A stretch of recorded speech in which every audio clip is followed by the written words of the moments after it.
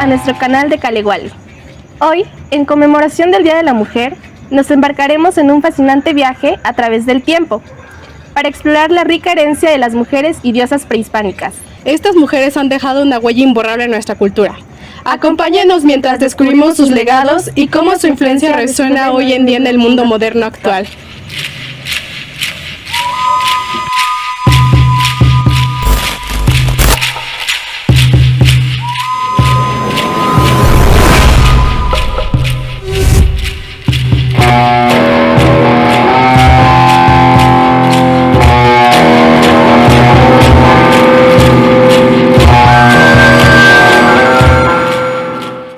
El 11 de abril de 1994, en el edificio 13 de Palenque, Chiapas, en México, la arqueóloga Fanny López Jiménez descubrió una subestructura, una puerta y un pasillo.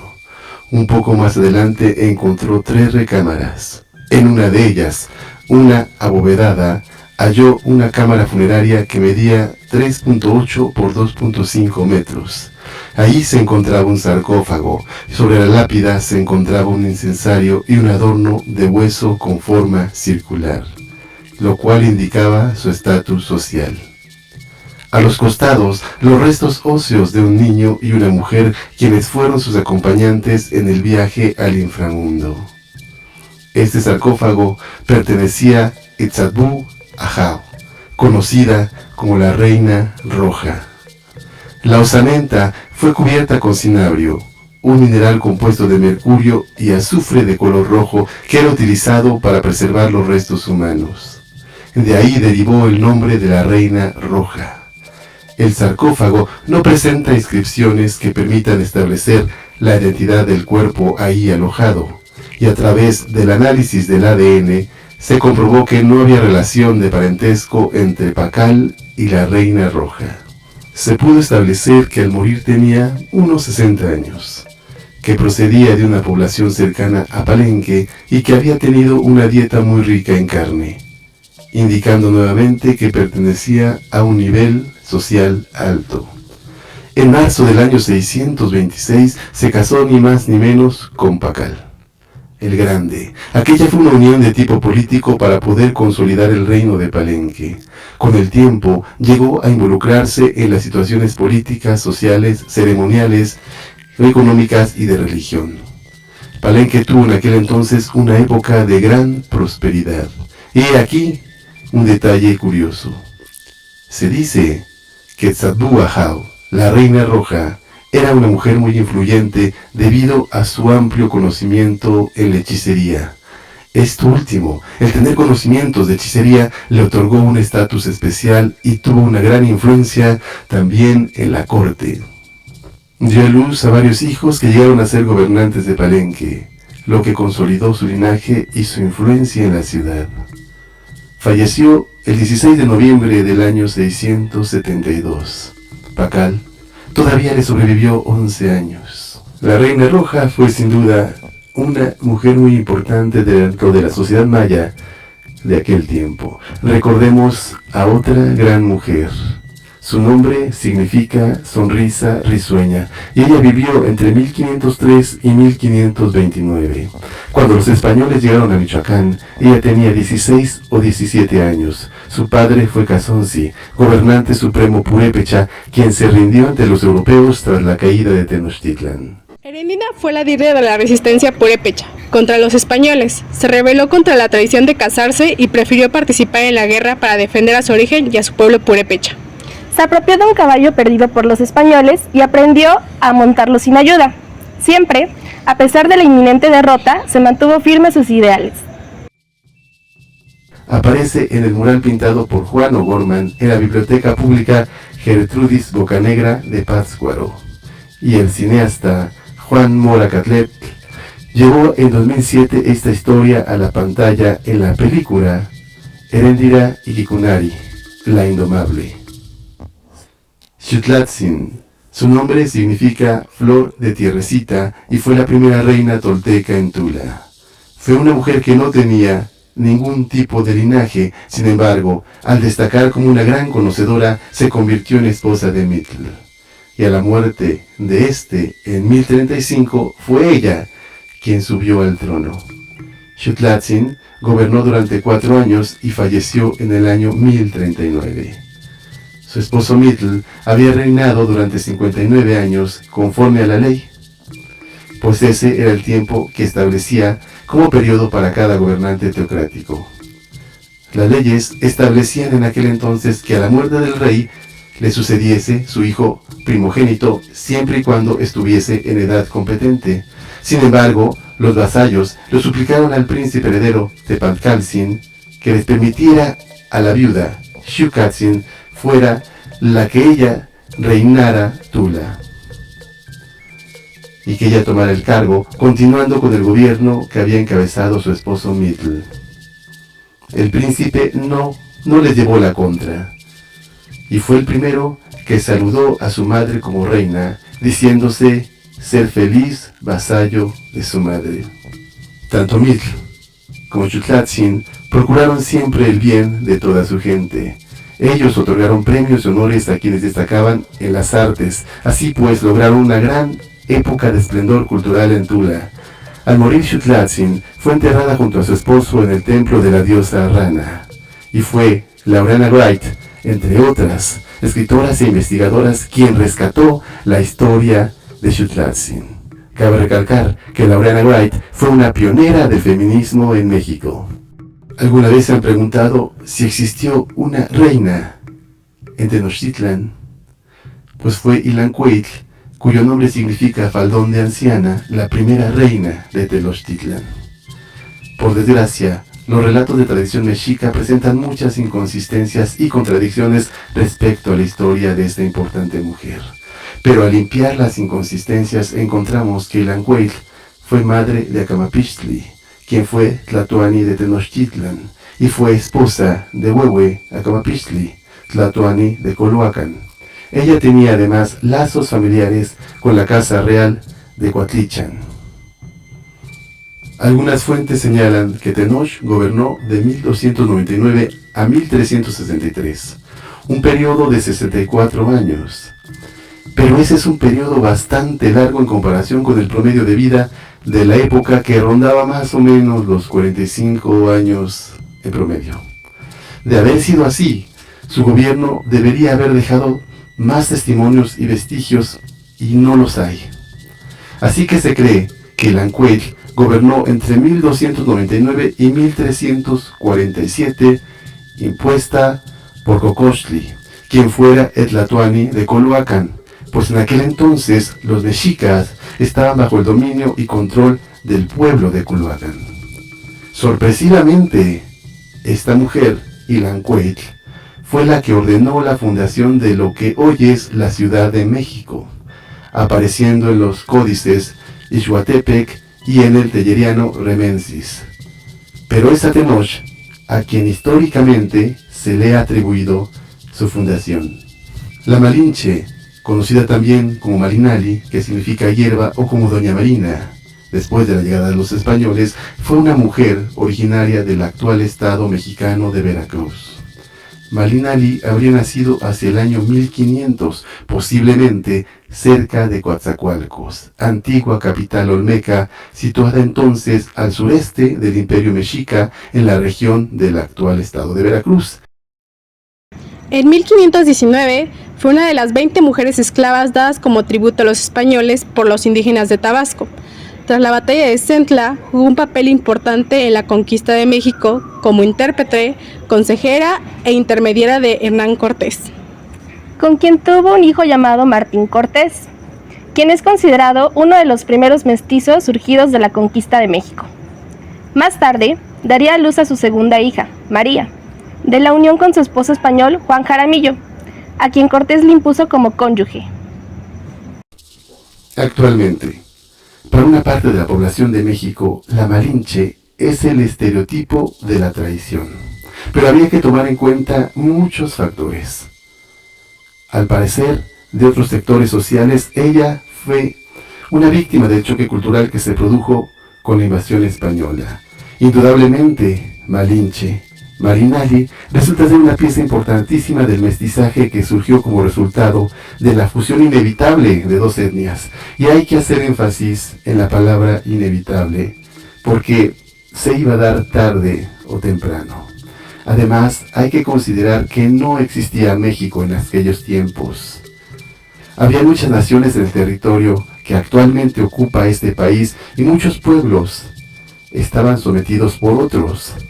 El hartazgo de este aspecto fue determinante y finalmente, si hiciéramos un ejercicio de empatía con la Malinche y nos pusiéramos en el lugar que ella ocupó, con una vida totalmente gris antes de la llegada de los españoles, pues hay que considerar que ella fue parte de un regalo de aquellos que, como sea, era su gente, su pueblo, y ella atendió fielmente, lealmente a su nuevo dueño, porque realmente así fue. Ella pertenecía a Hernán Cortés.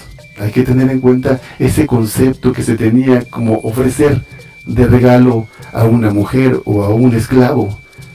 Ellos debían obedecer.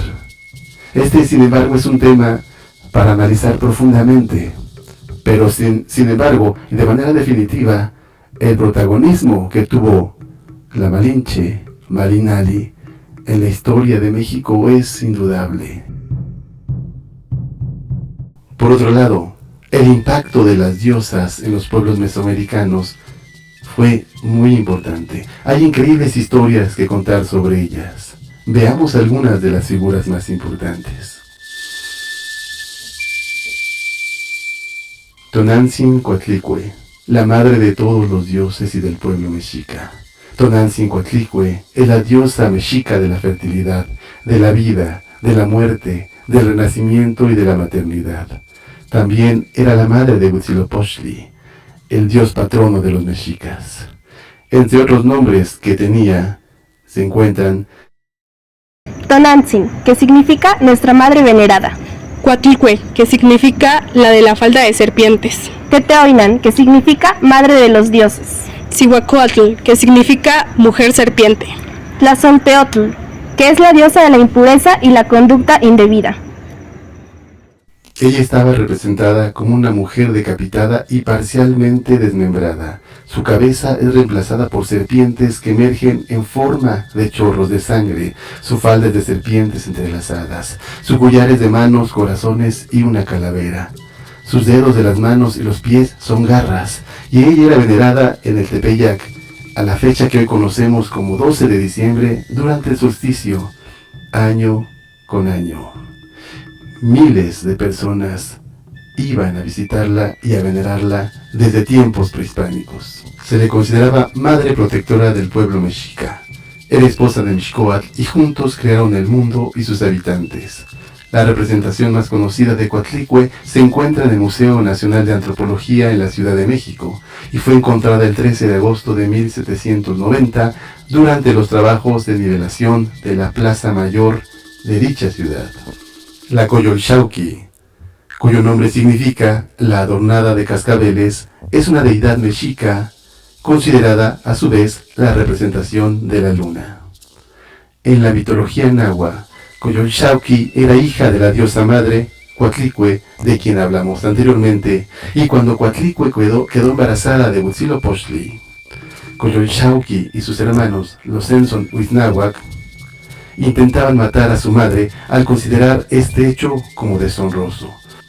Si nos adentramos y recordamos el mito sobre el nacimiento de Huitzilopochtli, se nos dice que Coyolxauhqui, furiosa al sospechar que su madre, Coatlicue, estaba embarazada de un desconocido, cuando la realidad es que Coatlicue fue embarazada por una bola de plumas que cayó desde el cielo y que ella guardó en su vientre.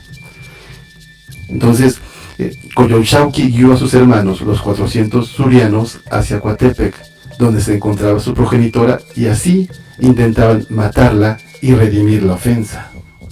Al llegar los hijos a Coatepec, Coatlicue dio a luz a Huitzilopochtli. Huitzilopochtli, vestido de guerrero y armado, nació listo para defender a su madre. Así que el dios venció a los hermanos y decapitó a su hermana Coyolxauhqui. y mandó su cabeza al cielo para que su madre pudiera verla cada noche, y arrojó el cuerpo montaña abajo, por lo que éste quedó desmembrado.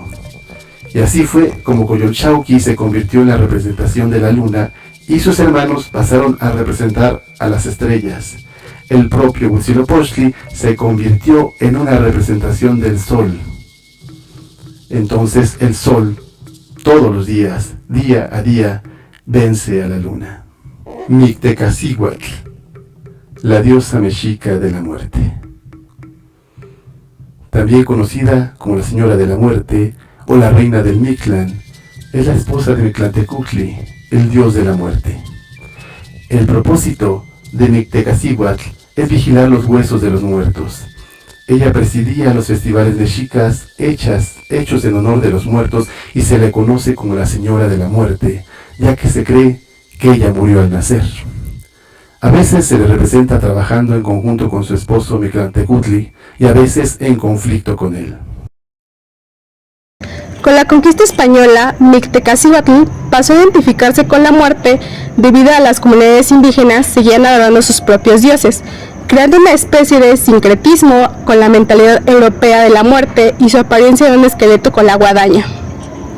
Hay gran polémica y diferencia de opiniones, pero lo más probable es que este culto prehispánico de la Señora de la Muerte haya podido adaptarse y evolucionar hasta nuestros días, derivando en la festividad del Día de los Muertos.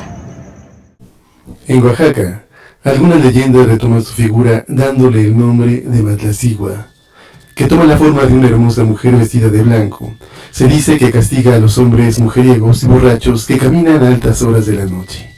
Los seduce y los guía hasta llevarlos hacia un barranco, para hacerlos después caer en él. Algunos mueren, y los que sobreviven no recuerdan nada de lo sucedido. Chimalma, la madre de Quetzalcóatl y diosa de la fertilidad en la mitología mexica, y además una destacada mujer guerrera. Su nombre proviene del náhuatl Chimali, escudo, y Maitl, mano. Varias leyendas describen cómo quedó encinta Chimalma. Una de ellas nos dice que Mixcoatl, dios de la caza y de la guerra, vio a Chimalma mientras cazaba en el Valle de Morelos y se enamoró de ella. Al fracasar sus intentos de cortejo, se enfadó y le disparó 5 flechas que Chimalma capturó con sus manos desnudas, por lo que recibió el nombre de Mano Escudo. Posteriormente se casaron, pero no pudieron concebir un hijo. Un día, un sacerdote le dijo a Chimalma que se tragara una pequeña piedra preciosa, tras lo cual Chimalma quedó embarazada. Por alguna razón, esto enfureció a Tezcatlipoca y este dios ordenó matar a Mixcoatl. Chimalma huyó a su tierra natal, Tepoztlán, y murió dando a luz a su hijo, Seacatl-Topitzin, quien posteriormente descubriría su identidad como Quetzalcóatl, quien fuera enviado para ayudar a la civilización tolteca. La figurilla de Chimalma que aquí se presenta fue encontrada durante una excavación en el templo de Hecatl-Quetzalcóatl en Tlatelolco. Actualmente, esta pieza arqueológica forma parte de la colección del Museo de Sitio de Tlatelolco. Después de haber realizado este pequeño recorrido para conocer o para recordar algunas de las mujeres y diosas importantes de las culturas prehispánicas mesoamericanas, queremos aprovechar la ocasión para invitar a tomar conciencia respecto al papel que desempeña la mujer en la sociedad actual. Pedimos comprensión, empatía y respeto a los hombres y la defensa de sus derechos y de su dignidad a las mujeres. Estos tiempos sirvan de puente para una mejor relación en pro de la armonía y complemento entre hombres y mujeres. Hagamos conciencia, hagamos un mundo mejor. Tlazocamatiniec, muchas gracias y hasta pronto.